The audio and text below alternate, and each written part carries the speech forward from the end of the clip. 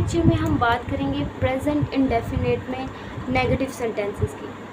Previous lecture में हमने affirmative सीखा था, इस लेक्चर में हम नेगेटिव सीखेंगे। सबसे पहले हमने जो बात अपने माइंड में रखनी है वो है प्रेजेंट इंडेफिनिट की पहचान, कि हमने किसी भी टेंस को प्रेजेंट इंडेफिनिट कैसे पहचानना है।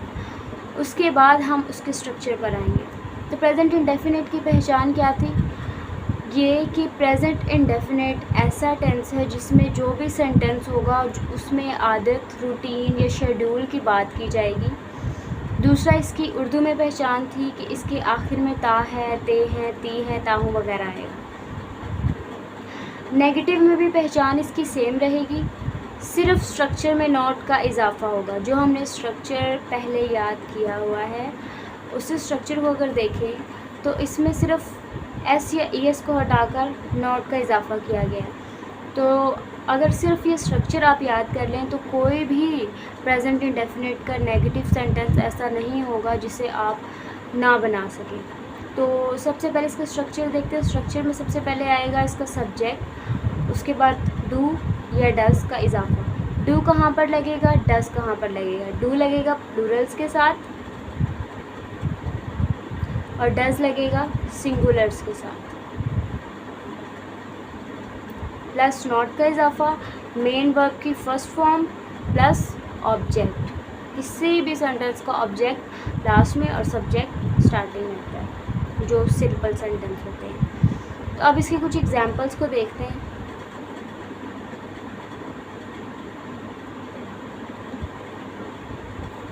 मैं झूठ नहीं बोलती हूँ। मैं झूठ नहीं बोलती हूँ। सबसे पहले इसमें हम पहचान को देखेंगे कि हमारी जो पहचान थी वो क्या यहाँ पर पूरी हो रही है। प्रेजेंट इंडेफिनिट की क्या पहचान थी कि वहाँ पर आदतें, शेड्यूल या जो रूटीन की चीज़ें होती हैं उनका जिक्र किया जाता है। मैं झूठ नहीं बोलती हूँ, तो क्या ये मेरी आदत हो सकती है झूठ ना बोलना? हाँ, हो सकती है। तो यहाँ पर हमारा जो फर्स्ट रूल है वो पूरा हुआ। अब हम देखते हैं इसकी उर्दू में पहचान, कि जो उर्दू में हमने पहचान बनाई थी क्या ये उस पर भी पूरा उतर रहा है? तो लास्ट में क्या आता है? ता हूँ। तो मतलब ये प्रेजेंट इंडेफिनिट का सेंटेंस है। तो हमारी दोनों पहचानों पर ये पूरा उतरा है। अब इसको हम ट्रांसलेट करेंगे इंग्लिश में। मैं झूठ नहीं बोलती हूँ। सब्जेक्ट क्या है? आई। मैं, तो यहाँ पे आई के साथ हमेशा डू लगेगा। बाकी सब सिंगुलर्स के साथ डस, आई के साथ डू। I do not. झूठ बोलना की इंग्लिश क्या है? Tell a lie.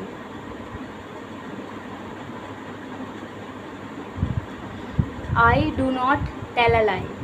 दूसरी एग्जाम्पल देखते हैं। तुम दवाई नहीं लेते हो। तुम, यू। तो ये हमारा यू प्लूरल्स में आता है। तुम, यू, तो प्लूरल्स के साथ क्या था? डू। You do not. दवाई लेना की इंग्लिश क्या हुई?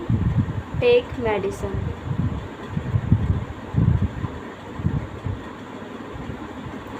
तुम दवाई नहीं लेते हो। You do not take medicine. Third example को देखते हैं। वो कोशिश नहीं करती है। सब्जेक्ट क्या है इसमें? वो, शी।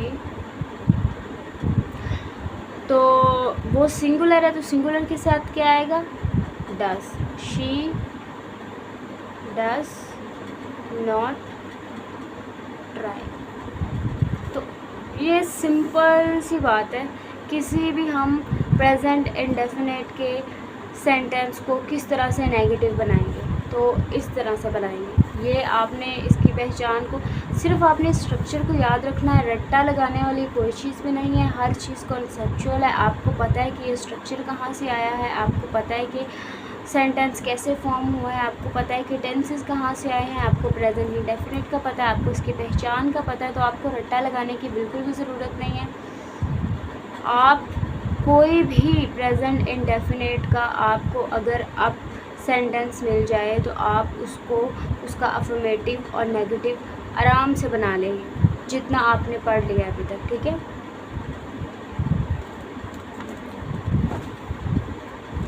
अब आते हैं इसके इंट्रोगेटिव की तरफ। तो इंट्रोगेटिव क्या होते हैं कि इसका आप स्ट्रक्चर देख लें कि इसमें सबसे पहले डू या डस, सबसे पहले इसका हेल्पिंग वर्ब आएगा,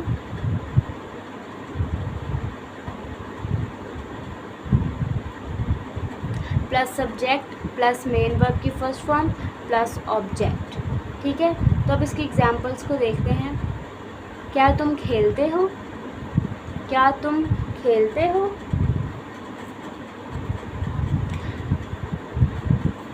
तो क्या आएगा?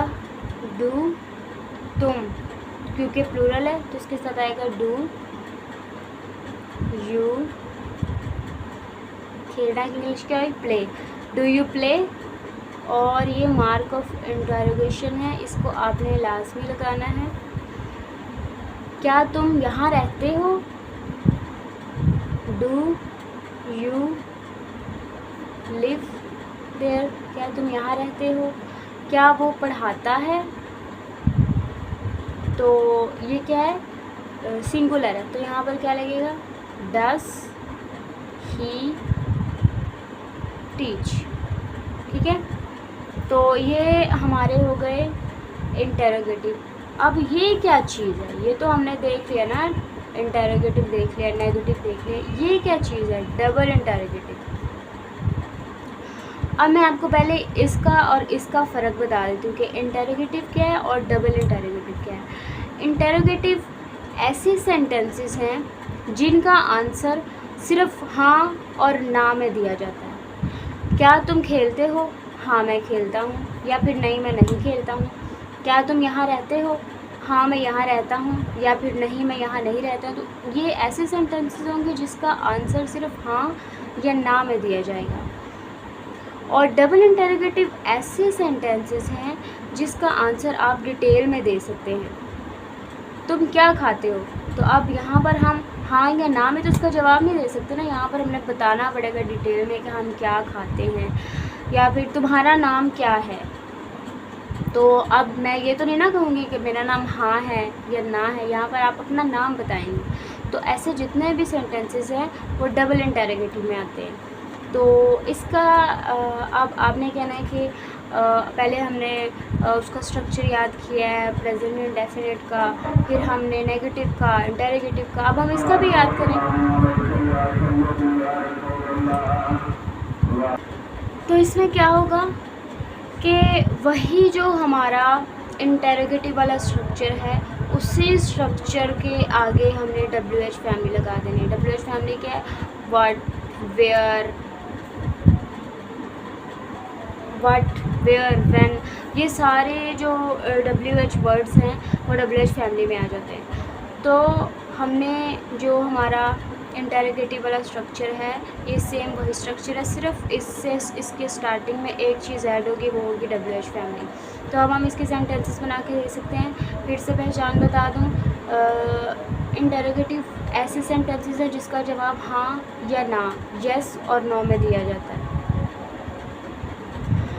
और डबल इंटेरोगेटिव ऐसे हैं जिनका डिटेल्ड आंसर दिया जाता है, जिसका आंसर यस या नो में नहीं, डिटेल में आंसर दिया जाएगा। तो अब इसके सेंटेंसेस बना लेते हैं। तुम क्या खाते हो? तुम क्या खाते हो? तुम, तो सबसे पहले हमने इसका जो ये जो सेंटेंस होगा ना डबल इंटेरोगेटिव का, इसमें जो क्या, क्यों, कहाँ, ये सब कुछ सेंटेंस के स्टार्ट में नहीं आएगा, सेंटेंस के बीच में आएगा। तुम क्या खाते हो? व्हाट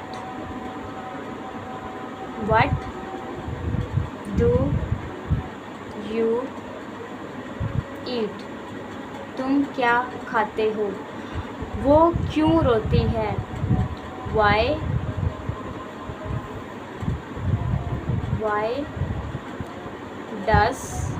डस क्यों लगाया? क्योंकि ये वो सिंगुलर है। Why does she cry? हम कहाँ जाते हैं? Where do we go? तो ये था हमारा डबल इंटेरोगेटिव। ये तो हमारा इंटरोगेटिव। तो आज हमारा प्रेजेंट इंडेफिनिट टेंस कंप्लीट हो चुका है, बिल्कुल कोई कसर बाकी नहीं रही। हमने हर चीज़ को बारीकी से किया है, हर चीज़ को कॉन्सेप्ट के साथ किया है, कोई रट्टा नहीं लगाया, कुछ हमने रट्टा लगाने वाला काम नहीं किया। हर चीज़ को समझा है, समझने के बाद हमने उसे प्रैक्टिस किया, प्रैक्टिस करने के बाद हम इस नतीजे पर पहुँचे हैं कि हमारा आज प्रेजेंट इंडेफिनिट टेंस कंप्लीट हो चुके हैं। जज़ाकल्लाह खैरन कसीर।